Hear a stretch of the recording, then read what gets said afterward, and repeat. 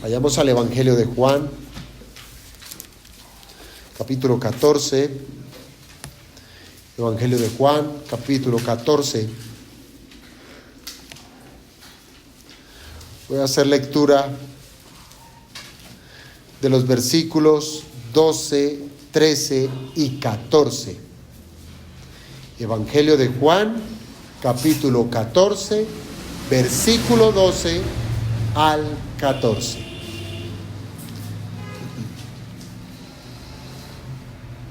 Dice la palabra del Señor: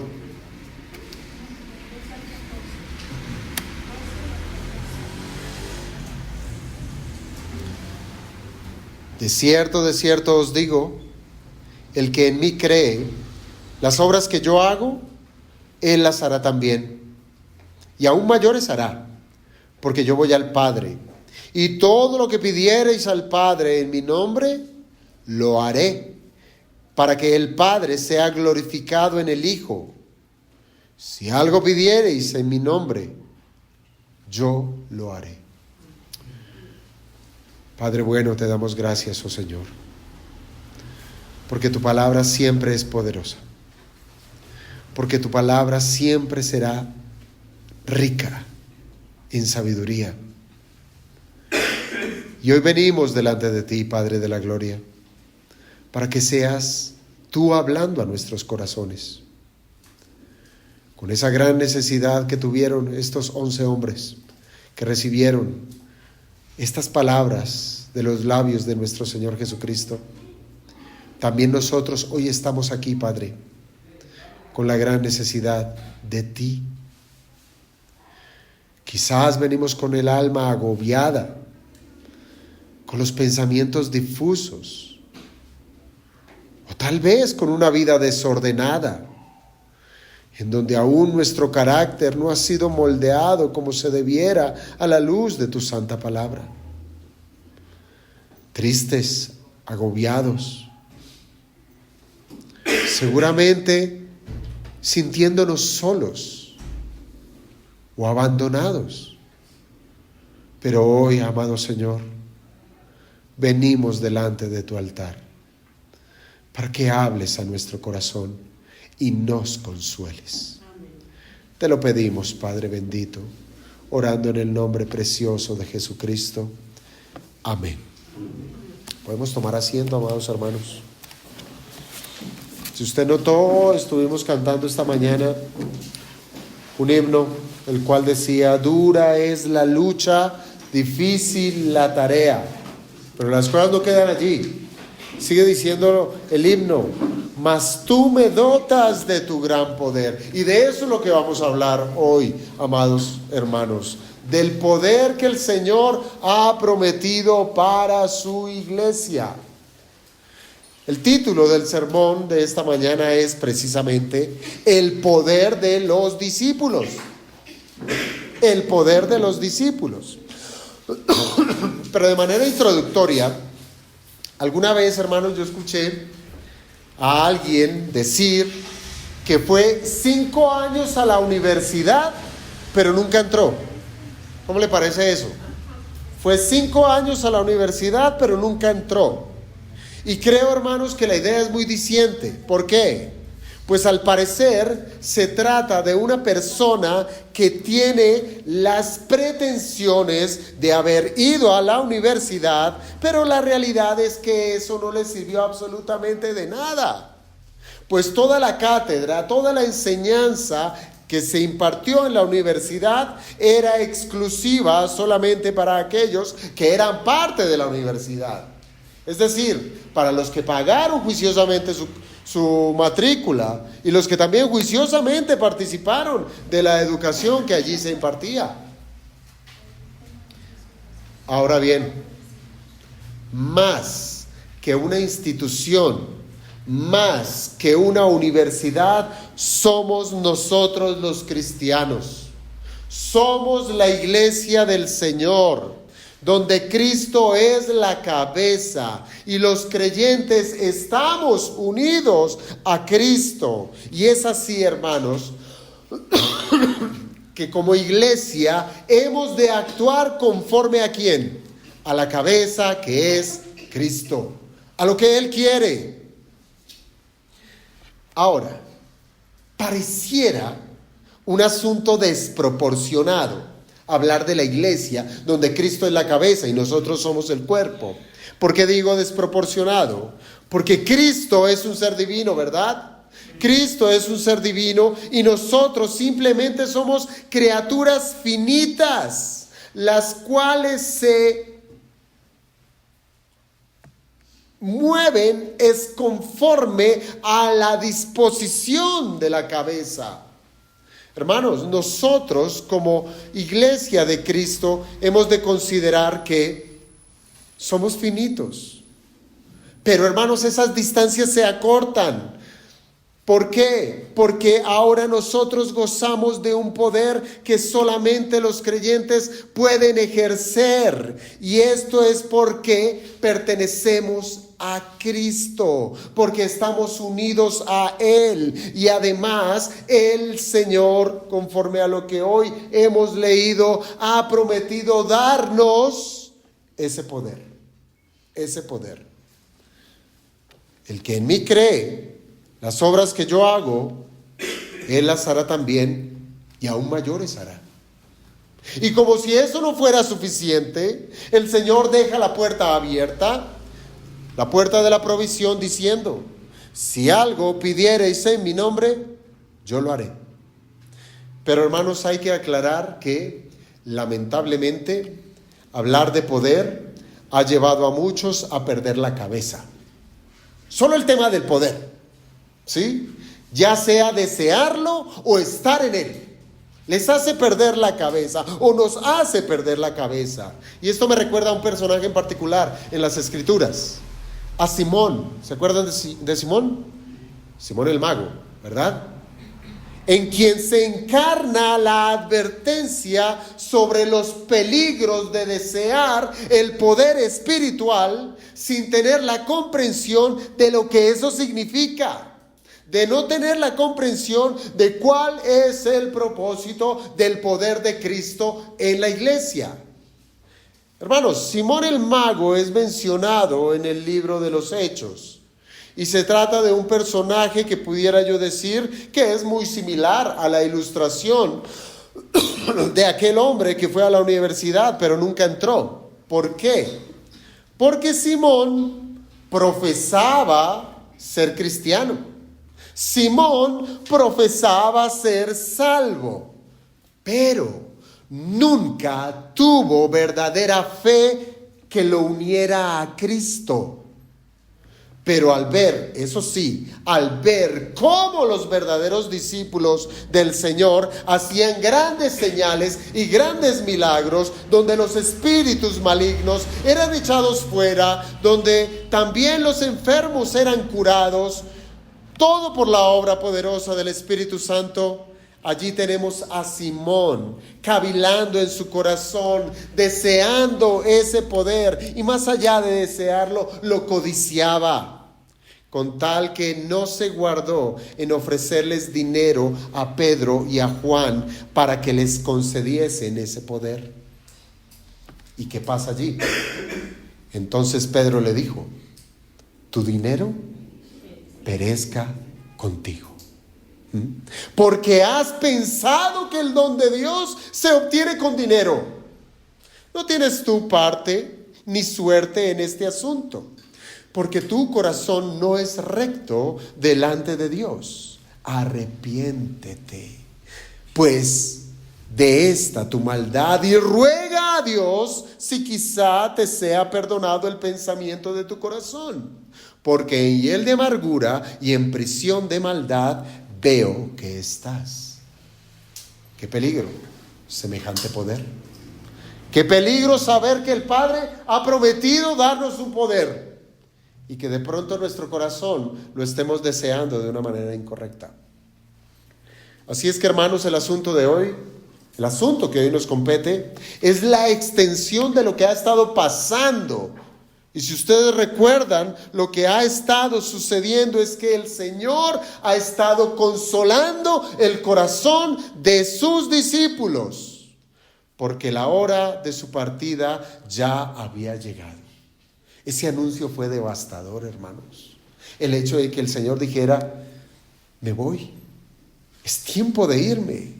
Esto devastó el corazón de sus discípulos. Y claro, ellos, como un ser humano común y corriente, fueron nublados por una gran tristeza de saber que quedarían solos, porque el Señor, su maestro, quien los acompañó por 3 años, los dejaría. Pero ahora el Señor Jesucristo les hace saber que su partida tiene un propósito. Que su partida, que por causa de su partida, ellos serían empoderados. Entonces ya cambia la visión de ver la partida del Señor como una tristeza, sino que ya ahora los discípulos han de ver la partida del Señor como una posibilidad de ser empoderados. El asunto de la partida del Señor ha venido siendo un anuncio reiterativo en esa noche allá en el aposento alto. Y es algo, hermanos, que hasta nuestros días tiene profundas implicaciones. Piense, para ese momento de la historia, los discípulos estaban muy entristecidos por causa de ese anuncio que les había hecho el Señor. Pero hay implicaciones. Recuerden, el Señor les dijo: es necesario que yo me vaya al Padre, porque en la casa de mi Padre muchas moradas hay. Y yo voy allá, ¿para qué? Para prepararles morada. Y esa promesa es para nosotros también. Más de 2000 años estamos en esta circunstancia. Es decir, esas profundas implicaciones están allí, en esa esperanza de una reunión gloriosa con Cristo para ser llevados ¿a dónde? A esas moradas eternas. Y aunque esto, hermanos, mantenga nuestro semblante con el gozo de lo que está por venir, ahora el Señor anuncia que su partida será necesaria para empoderar a su iglesia en los asuntos que todavía tienen que vivir en esta tierra. Es decir, hermanos, que aunque la palabra nos consuela con una segunda venida del Señor Jesucristo, también la palabra nos dice que todavía hay cosas por hacer. Hay labor que hacer. Y esto es verdaderamente, hermanos, un alivio para cualquier alma cansada. Pues al pasar los días, piense usted, al pasar los meses, al pasar los años, quizás esperando por la venida de Cristo, puede que nuestra fe se debilite. Eso pasa. Puede que nuestras fuerzas mengüen. Pero el Señor no nos va a dejar sin provisión necesaria para hacer frente a los retos que día a día experimentamos en la labor de la extensión del reino de Jesucristo en esta tierra. La podemos ver oscura, muy difícil, que el hermano no viene, que son inconstantes, que no participan, que la gente no cree. Podemos poner una multitud de nubes a nuestro alrededor, pero el Señor prometió darle poder a su iglesia. Así es que, hermanos, si al día de hoy quizás usted sea de los que ha estado desanimado, o quizás esté con la mente tan dispersa en los asuntos cotidianos que no le permite crecer en su vida de piedad, porque eso pasa. Y puede usted darse cuenta el día de hoy que también ha menguado su servicio a Jesucristo, que ya no lo hace con pasión, que ya no lo hace con disciplina. Escuche las palabras de ánimo que el Señor tiene para su iglesia. Hermanos, los creyentes debemos aprender a confiar en el poder de Cristo. Pero además el cristiano debe aprender a experimentar el poder de Cristo por medio de la fe. ¿De qué estamos hablando? ¿De qué poder estamos hablando? De estos 3 versículos encontramos dos promesas. El primero de ellos, o la primera de ellas, es una promesa de mayores obras. Y eso nos detendremos en el versículo 12 para tratar eso. Y en segundo lugar, hay otra promesa en los versos 13 y 14. Y es la promesa de oraciones respondidas. Esto es poder de Dios para su iglesia. Hermanos, el Señor les asegura a sus discípulos que ellos harán mayores obras que las que Él hizo en su ministerio aquí en la tierra. Sumado a la promesa del poder de la oración. ¿Cómo le parece ese paquete de promesas? ¿Cómo le parece esas cortas palabras que encierran tan solamente 3 versículos, sumamente poderosas, valiosas para levantar aún a un muerto? Y de por sí, hermanos, esto ya nos deja saber que si estamos desanimados o con una fe agonizante, no es porque estemos desamparados como peregrinos sin hogar, sino más bien es porque no conocemos las riquezas en gloria que hay en Cristo Jesús. Y esto es importante, hermanos. Somos ricos en Cristo. Vamos a tocar la primera promesa del versículo 12, una promesa de mayores obras. Dice la Escritura: de cierto os digo, el que en mí cree, las obras que yo hago, él las hará también, y aún mayores hará, porque yo voy al Padre. Hermanos, si usted se da cuenta, la manera que el Señor, de manera introductoria, o introduce más bien esta promesa, la presenta es haciendo uso de una fórmula que ha sido muy constante en el ministerio del Señor Jesucristo. Y es repitiendo las palabras: de cierto os digo. El popular amén, amén. ¿Sí? ¿Qué quiere decir ese de cierto os digo? Hermanos, son palabras de urgencia. Lo que el Señor está diciendo es urgente, lo que les voy a decir. Que sus palabras deben ser atendidas y entendidas con su mayor cuidado y rigor. Hermanos, no se trata de un asunto que se pasa por alto. Es como cuando quizás lo que quiero decir es que las palabras del Señor no pueden pasar así como cuando nosotros entre hermanos nos damos ánimo, ¿sí? Porque nosotros nos damos ánimo los unos a los otros.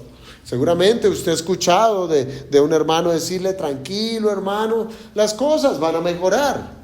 Y lo hace con toda la mejor intención, pero de pronto usted se queda allí cavilando y pensando: bueno, ¿y cómo este hermano está tan seguro que las cosas van a mejorar? Pero bueno, ese no es nuestro asunto.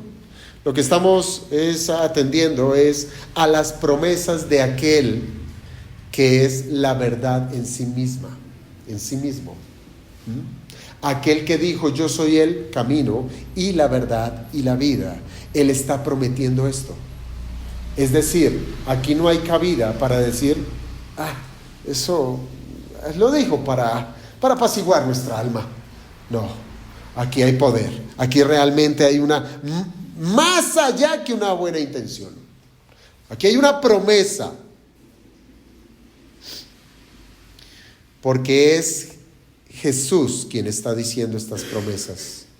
Es esa persona en quien no hay mentira alguna. Y ahora, eso, para esas almas entristecidas, que fácilmente podían estar divagando en sus pensamientos, ahora el Señor les dice eso: de cierto os digo.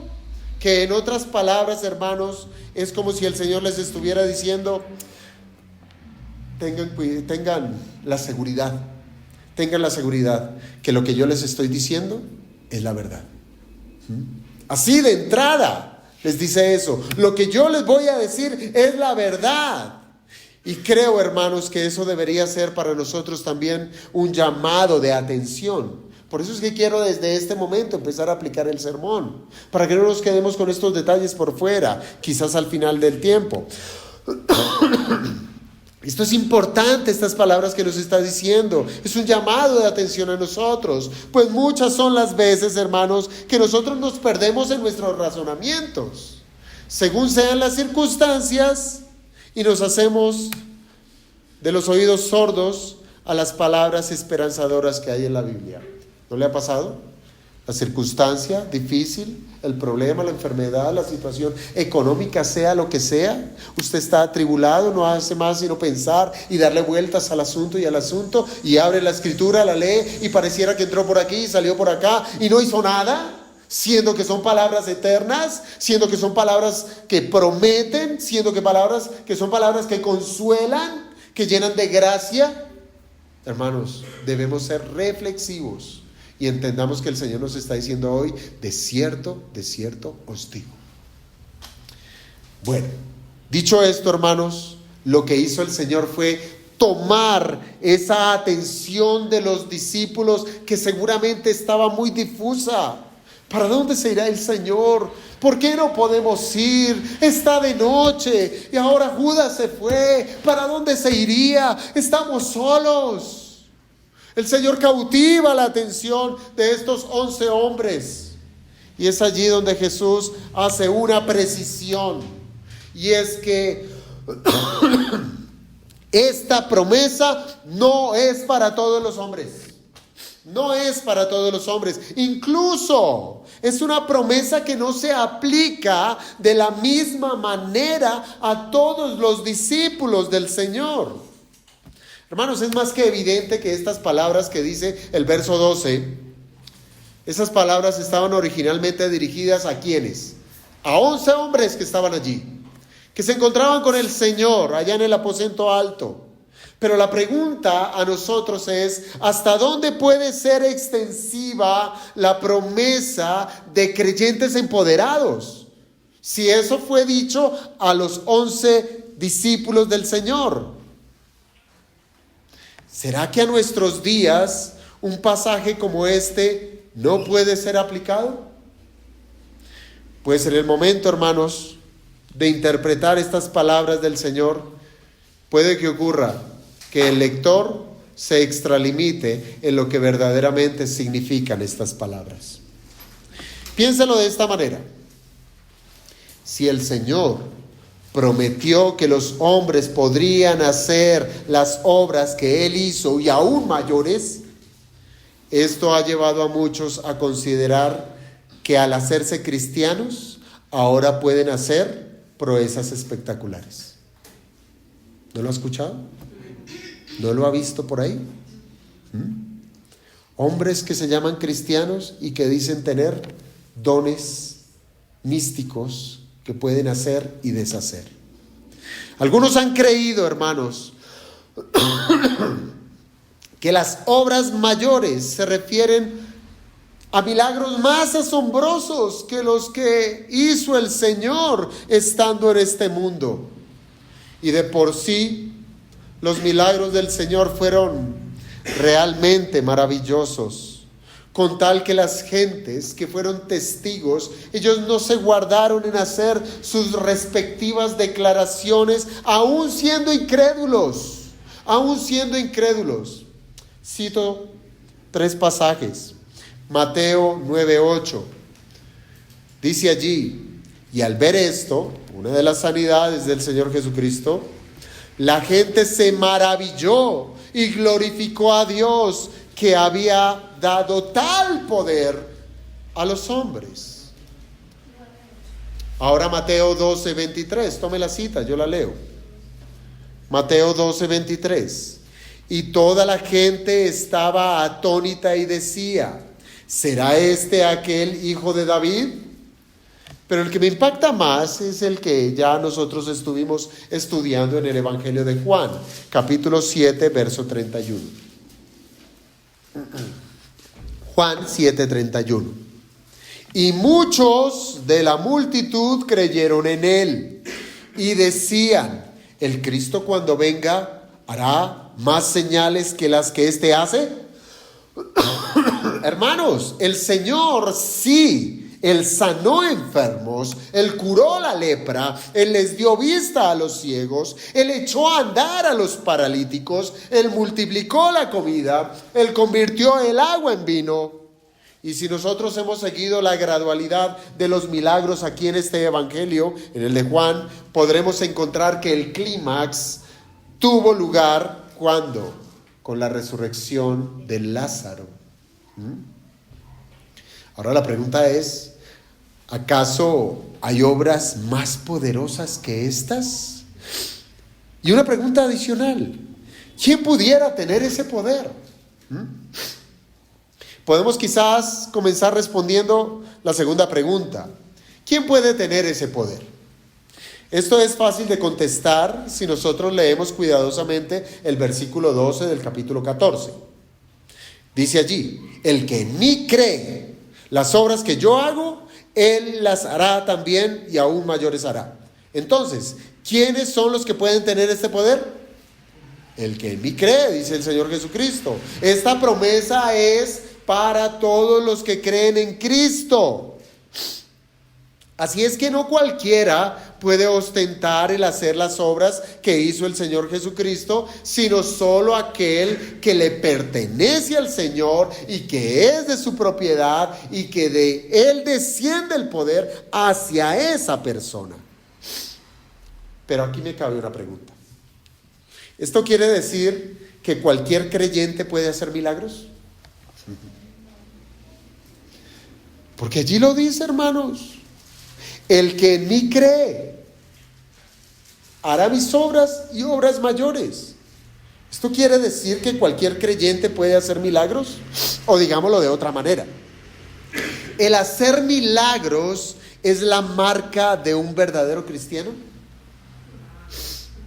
Hermanos, de ser así, si esto fuera así, yo creo que nuestra salvación estaría puesta en duda.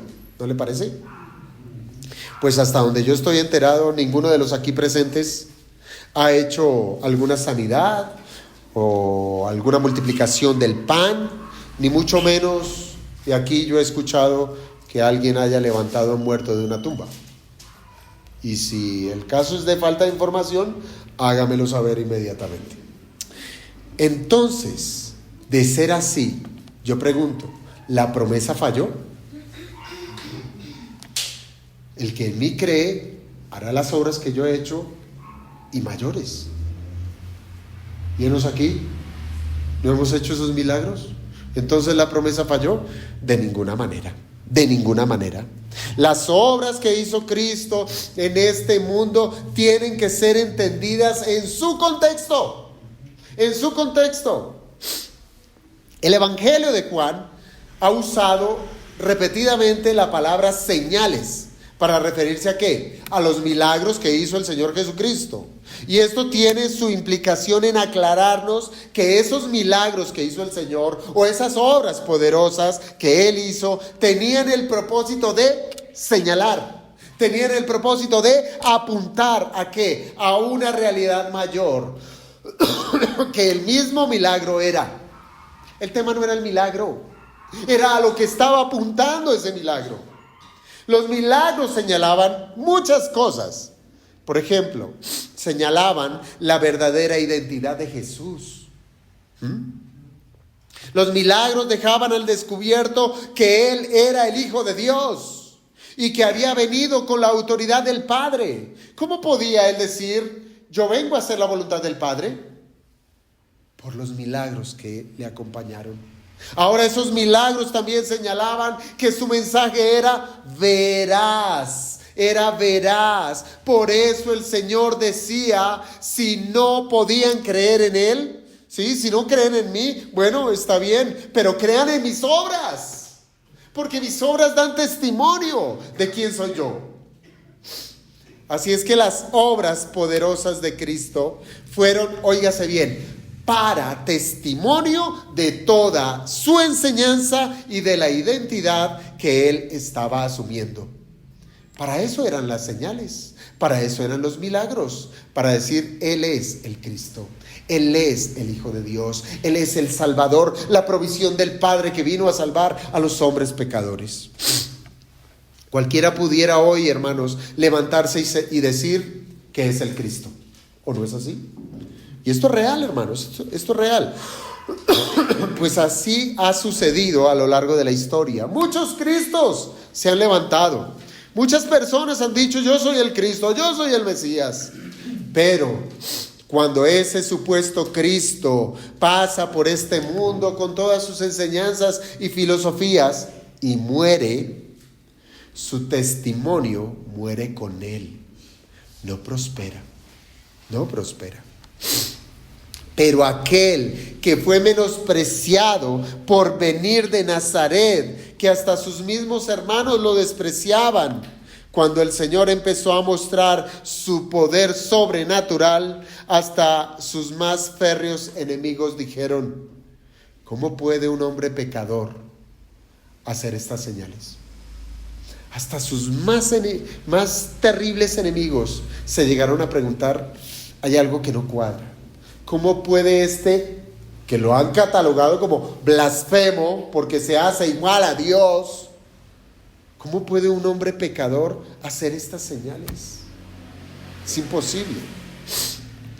Y es en ese orden de ideas, hermanos, que se da la promesa de discípulos empoderados. Efectivamente, hermanos, las señales milagrosas que hizo el Señor Jesucristo acompañaron a los apóstoles. Pero lo hicieron en un periodo determinado, cuando aún se estaba revelando el Nuevo Testamento. Con esto quiero decir entonces que los discípulos sí hicieron milagros, sí lo hicieron. Ellos sanaron enfermos, ellos resucitaron muertos. Allí está Dorcas, allí está Eutico. Uno la resucita Pedro, el otro lo resucita Pablo. Estas obras poderosas acompañaron a los discípulos del Señor. Se cumplió la palabra perfectamente. Esas obras poderosas no tenían, óigase bien, no tenían el propósito de engrandecer el nombre ni de Pedro, ni de Juan, ni de Pablo, sino el nombre de Cristo. Y hoy el falso cristiano que dice tener poderes sobre la salud y la muerte y una cantidad de artimañas, todo lo hace es con el propósito de engrandecer su propio nombre. Cada poderosa obra que hacían estos siervos del Señor eran para avalar que el mensaje suyo, el mensaje apostólico, provenía de Jesucristo. Amén. Que se trataba de la voluntad de Dios. ¿Cómo en un tiempo tan acérrimamente, hablando de la religión judío hasta los tuétanos, cómo podían ser convencidos del mensaje del Evangelio en Jesucristo? Solamente por esta postura de acompañar el mensaje con estas obras poderosas. Y nuevamente, hermanos, esas obras de poder les permitían a los apóstoles hablar con autoridad. Hablar con autoridad, enseñando que la doctrina de Cristo, y así entre las naciones el Evangelio era recibido. Hebreos capítulo 2, 3 y 4. Hebreos 2, 3 y 4.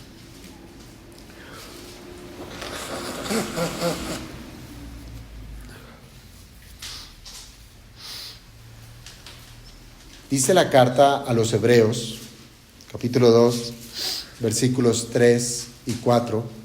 Comienza con una pregunta. ¿Cómo escaparemos nosotros si descuidamos una salvación tan grande?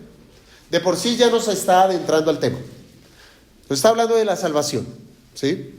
Y sigue diciendo el escritor, la cual, ¿qué? La salvación, después que fue anunciada primeramente por medio del Señor. ¿Qué fue anunciada? La salvación por medio de Jesucristo. Nos fue confirmada por los que oyeron. ¿Quiénes oyeron? Los discípulos del Señor. Ellos confirmaron esa verdad del Evangelio. Verso 4. testificando Dios juntamente con ellos. ¿Con quiénes? Con sus discípulos. Tanto por señales como por prodigios y por diversos milagros y por dones del Espíritu Santo, según su propia voluntad. Hermanos, las obras poderosas que hicieron los apóstoles, que fueron las obras que hizo Cristo, fueron para refrendar el mensaje del Evangelio, el de la salvación. Dios dio señales, prodigios, milagros, etcétera, para hablar de su voluntad. Esos milagros acompañaron a esos discípulos primitivos hasta cuando se completó el canon del Nuevo Testamento. Un don de sanidad no era sencillamente para poner una clínica o un hospital. Lo hubieran hecho. O es más, el Señor hubiese mandado: les doy poder para que puedan abrir instituciones de salud. Eso sería el orden. Pero ese no fue el mandato del Señor. El mandato del Señor fue: ir y hacer discípulos a todas las naciones, bautizándoles en el nombre del Padre, del Hijo y del Espíritu Santo. Y os daré poder para hacerlo. Para hacerlo. Así es que un don de sanidad ¿era para qué? Con el propósito de ganar esa alma, de testificar el mensaje, de decir: esto es de Dios, el poderoso mensaje de Dios. Esos milagros fueron en un momento particular. Hermanos, cuando la palabra fue revelada en su totalidad, cuando el canon se completó del Nuevo Testamento, cuando ya la iglesia tiene completa la Biblia, donde ya no había más revelaciones de parte de Dios, pues ya no había necesidad de autenticar las credenciales del mensajero. Ya no. Porque ¿qué autentica el mensajero? El mensaje mismo. El mensaje. La Biblia sería suficiente. Entonces, ¿dónde quedan las obras mayores? Porque es que pasamos fue por las obras que hizo Cristo. Pero ¿y las obras mayores? Pues hermanos, el propósito de la primera venida de Cristo no era el hacer milagros en sí mismo, sino su misión era una misión salvadora. Y le pondrás por nombre Jesús, porque Él salvará a su pueblo de sus pecados. ¿No dice así la Escritura? Pues bien, esa es la misión de Cristo. El ministerio del Señor Jesús estuvo, sí, limitado. Me explico. ¿Limitado a qué? Yo creo que geográficamente fue limitado a las regiones de Galilea. Él pasaba de Galilea a Judea, con algunas visitas a Samaria. Y al final del ministerio de Cristo, muchos creyeron. Sí, esa era su misión: salvar, extender el evangelio del reino. Pero lo hizo en esa región, con tal que la Biblia registra a unos 120 creyentes agolpados en el día del Pentecostés. Ese fue el resultado del ministerio de nuestro Señor Jesucristo. Eran 120 almas, hermanos. Es indudable. Almas que fueron rescatadas de las penumbras del reino caído de Satanás. Se trataba de nuevas criaturas que habían pasado de la experiencia de la muerte espiritual a la vida eterna. Y este es el milagro que supera cualquier otro. Este es el milagro que supera cualquier sanidad física e incluso supera la misma resurrección de los muertos. Pues aquel que ha sido salvo por Jesucristo, dijo el Señor, no morirá eternamente. Así es que, hermanos, hablar de las obras mayores que el Señor prometió a sus discípulos tiene que ver con la salvación. Tiene que ver con la salvación. Desde que el Señor se fue al cielo, los apóstoles del Señor emprendieron la misión de llevar el evangelio de Jesucristo hasta lo último de la tierra. Es decir, obras mayores. Yo me quedé solamente en la región de Galilea, en la región de Judea, etc. Pero ustedes llevarán mi palabra hasta los confines de la tierra. Si usted lo piensa, la primera incursión de Pedro predicando en el Pentecostés resultó en la conversión de ¿cuántas almas? 3,000 almas en una predicación. ¿Cuántos sermones dio el Señor en 3 años? Y el resultado fueron 120 en total. Bueno, más, menos. Pero en una predicación, Pedro llamó al arrepentimiento y a la fe y respondieron 3,000 almas. 3,000 almas que fueron reclamadas para la iglesia del Señor Jesucristo. Pero como si esa cifra fuera poca, a los pocos días que ocurre, después de que Pedro sana, óigase bien, sana a un cojo en las puertas del templo, él se extiende en su sermón predicando a Cristo glorificado, y en ese mismo día, dice la Escritura, que creyeron 5,000 varones. ¿De dónde? El poder de Cristo. El poder de Cristo. Y así, hermanos, el milagro de la salvación se extendía por toda la tierra, en Samaria, en Antioquía, en Asia Menor, etcétera. Hasta Pablo quería llegar a España. Y suelo pensar que si el Señor lo hubiese permitido, nuestra historia sería muy diferente. Pero bueno, eso lo dejamos para las cosas secretas del Señor. Mayores fueron las obras de los discípulos del Señor, testificando de Cristo a este mundo en tinieblas. ¿Lo puede usted notar, hermano? ¿Lo puede usted notar? Como la promesa de obras, de mayores obras, no ha cesado. No ha cesado. Hermanos, cada creyente, cada iglesia local tiene el poder de llevar el glorioso evangelio que puede salvar al hombre más ruin de la tierra. No ha cesado ese poder. Está en medio de la iglesia. Lo ha prometido el Señor. Tal ha sido ese poder que la salvación nos ha alcanzado a cada uno de nosotros. ¿O usted es de los que cree que era lo suficientemente listo como para decir, cualquiera cree el evangelio?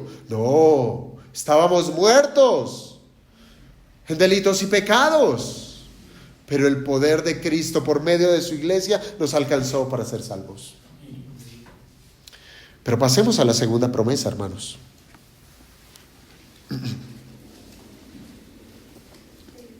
Si la primera promesa de poder era una cosa muy grande, piensen esta: la promesa de oraciones respondidas.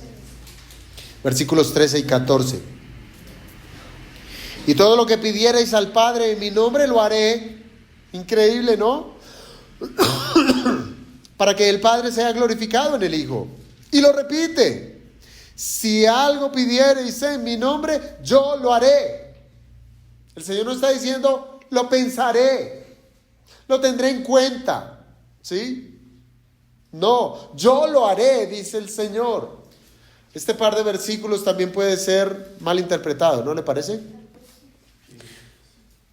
Si nosotros los estimamos como una manera de poder obtener lo que mejor nos parece, pues eso dice el texto, ¿sí? Pidan y yo les doy.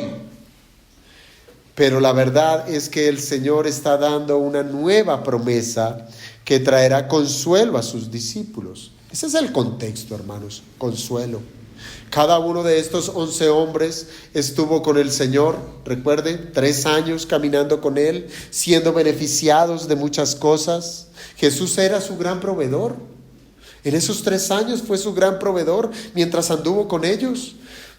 En esos 3 años no les faltó comida, ¿sí? Incluso en el día de reposo habían espigas en el campo que podían frotar y podían comer, no pasaron hambre. Y si había escasez, multiplicó panes, multiplicó peces. Había bonanza en el mar. El Señor estuvo allí siempre, proveyéndoles, no les faltó comida. Estuvieron bajo su cuidado cuando los enemigos se levantaban contra ellos. Claro, si al pastor le perseguían, ¿cómo no a sus ovejas? Pero allí estaba el pastor para defenderles. Tan confiados estaban estos 11 hombres de estar con Jesús, que los discípulos lo dejaron todo. Pedro, ven y sígueme.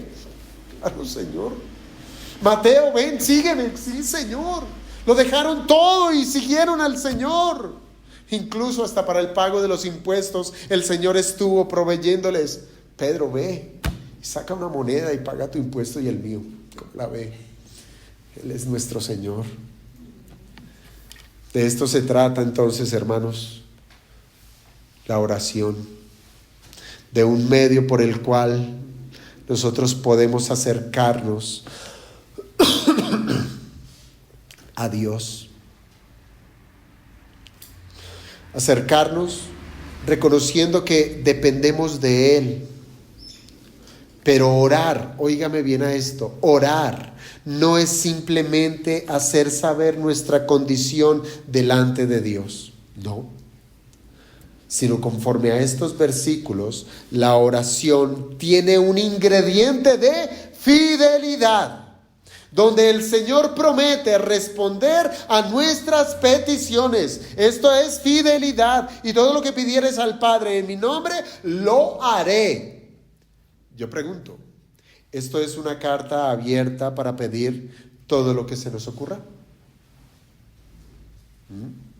Hermanos, hay un par de elementos que condicionan la oración respondida. La primera es que esa oración debe hacerse en el nombre de Cristo. Esa es la primera condición. Y en segundo lugar es que el Padre sea glorificado en el Hijo. Dos condiciones para que la oración sea respondida. Estos detalles no pueden ser pasados por alto, pues de ser así, muchos abusos se han cometido con las oraciones, con la oración. Por ejemplo, es muy común escuchar a los cristianos o algunos que usan estos versículos como si estos fueran la fórmula mágica para tener lo que se quiera, y no es así. No es una fórmula mágica. Así es como algunos pueden llegar a razonar. Yo puedo pedir lo que quiera, siempre y cuando termine diciendo en el nombre de Jesús. En el nombre de Jesús. No, hermanos, no es así. Esto es una aberración que más bien se parece a las prácticas de cultos paganos que hacen uso de supersticiones para que sus deseos se cumplan. Muchos han hecho de la oración, al añadirle en el nombre de Jesús, lo mismo que hace el impío cuando desea algo y mete su mano en el bolsillo para tocar algún tipo de amuleto. ¿Sí? Cuando desea algo y yo, ¿cómo es que hacen? Tuercen los dedos ¿sí? La pata de conejo, sí, la estampita de si sé más, que la medallita de mi abuelita, qué sé yo. Superstición. Y han usado precisamente el nombre de Jesús como una superstición. Por tanto, hermanos, hemos de entender qué significa orar en el nombre de Jesús. Orar en el nombre de Jesús tiene mucho que ver de lo que se entiende en hacer algo en el nombre de otra persona. ¿Me explico? Esto significa actuar con la autoridad de otro o en representación de alguien más. Un ejemplo, piense en los vasallos de un rey, que son portadores de sus edictos. ¿De los edictos de quién? Del rey, y que los llevan ante el pueblo y los promulgan. Esos vasallos dicen lo que dicen porque es la voluntad del rey y hablan conforme a las palabras del rey. Es así como ellos actúan en conformidad al nombre del rey. Cosa distinta es que el vasallo quiera imponer su propia voluntad delante del pueblo y aún diciendo que actúa conforme al rey. Eso sí sería un verdadero absurdo. Hablar en el nombre del rey, pero según mi voluntad. Así es que, amado hermano, entiéndame esto. Orar en el nombre de Jesús es pedir a Dios conforme a la voluntad del Hijo de Dios. ¿Sí me sigue? Orar en el nombre de Jesús es pedir a Dios conforme a la voluntad del Hijo de Dios, en su nombre. Es en su nombre. Es decir, es pedir conforme a los méritos de Cristo. Es pedir conforme al plan eterno del Hijo de Dios. Así es que lejos de orar conforme a nuestras voluntades, orar en el nombre de Jesús ha de traer humildad en el corazón del creyente, viniendo como un mendigo. ¿Qué hace el mendigo? El mendigo sabe que está desprovisto de todo, pero confía en que al extender su mano, la mano generosa de otro puede extender lo que esa persona quiera darle. Bueno, los mendigos de hoy en día son un poquito más perspicaces y se malhumoran si reciben una moneda de una denominación que para ellos no les es suficiente. Pero bueno, cierro allí mi paréntesis. Nosotros debemos venir como mendigos, desprovistos de todo, pero confiados en que nuestro Señor es dueño de todas las cosas y que aún así nuestra confianza está en aquel que es Señor de todo y que va a conceder conforme a su voluntad. Necesito, Señor, lo que tú quieras dar.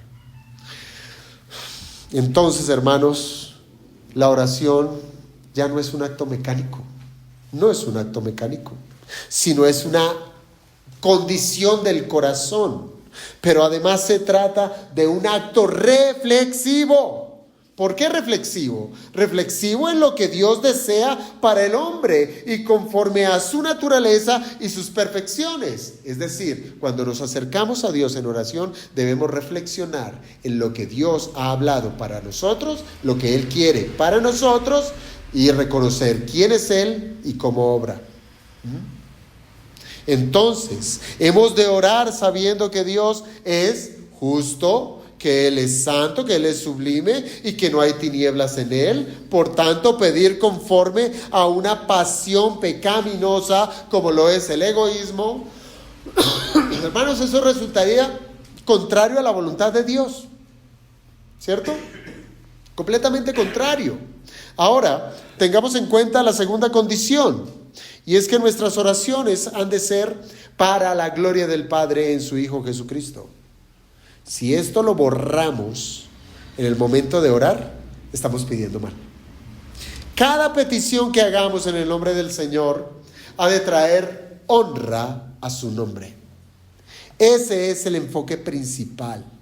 Porque piense usted, Señor, dame ese trabajo en esa taberna que tanto necesito. ¿Qué honor, qué gloria le trae al Señor? Ninguna. Señor, dame salud para que el domingo pueda irme de paseo. ¿Qué es esa oración? Señor, dame trabajo, Padre, porque yo quiero estar viajando toda mi vida. Es que estoy tan cansado de ir a la iglesia, no quiero más. Eso no honra al Señor. El enfoque principal es traer honra a Dios. Eso es lo más importante, que Dios sea exaltado y el hombre humillado. Piense, por ejemplo, en las peticiones del Padre Nuestro. ¿Te ha pensado en esas peticiones? Piense, por ejemplo, en la petición de el pan nuestro de cada día, dánoslo hoy. Todas las peticiones del Padre Nuestro están sujetas a la primera petición. ¿Cuál es? Que tu nombre sea santificado. Que tu nombre sea santificado. Y de allí se deriva el resto. Por tanto, cuando nosotros pedimos por el pan nuestro de cada día, es decir, por la provisión diaria, esa petición ha de estar subordinada a que esa bendición de provisión física debe redundar para la gloria de Dios. Para la gloria de Dios. ¿Para qué quiero salud? ¿Para qué quiero dinero? ¿Para qué quiero éxito? Si no es para la gloria de Dios, quítalo, Señor. Quítalo.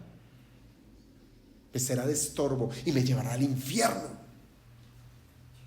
Y es por eso, hermanos, que es bueno que siempre nos preguntemos antes de pedir cualquier cosa en oración, lo que voy a pedir, ¿en qué honra a Dios? ¿En qué honra a Dios? Y según sea la respuesta, créalo, hermano, si usted ha sido diligente en ser reflexivo, estará puliendo su vida de oración para que éstas sean respondidas conformes a las riquezas en gloria de Cristo Jesús. ¿Por qué no recibimos lo que pedimos?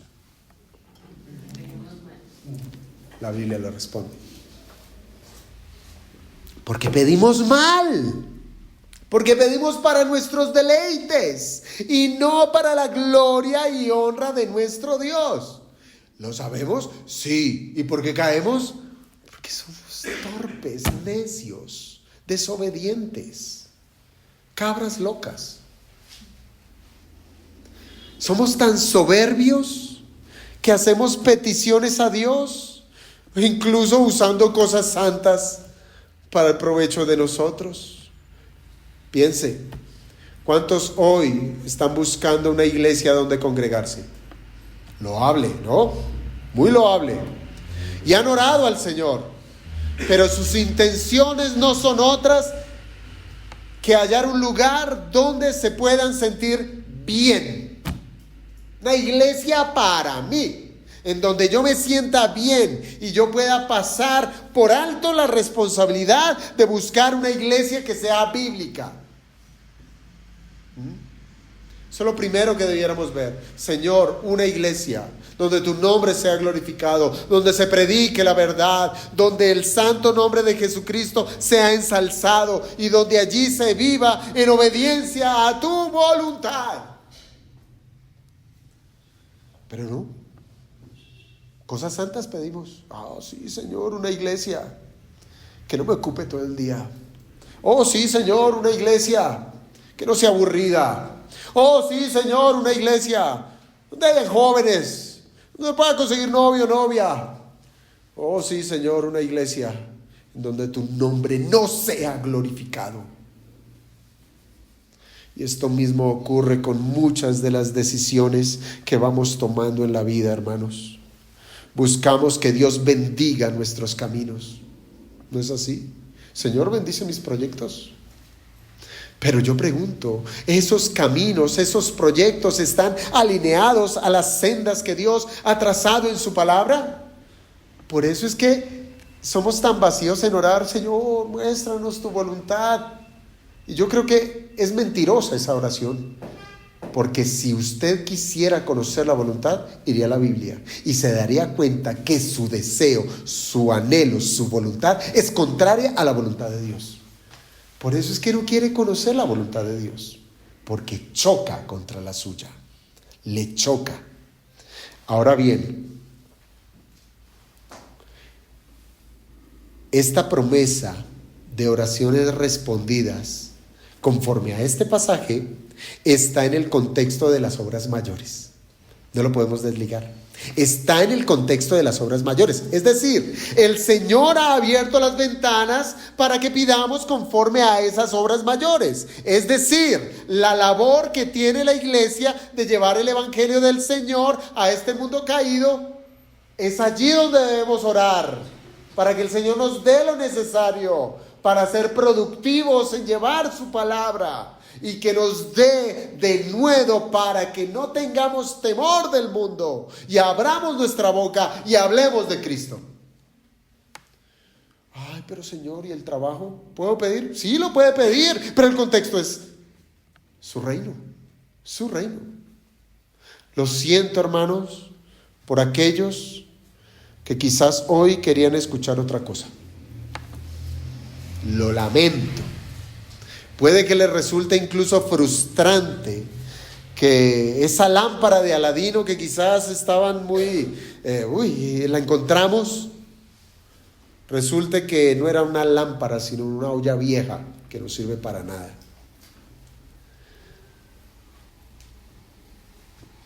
Pero para los que hemos creído, estoy plenamente convencido que el Señor ha animado nuestras almas. Estoy convencido.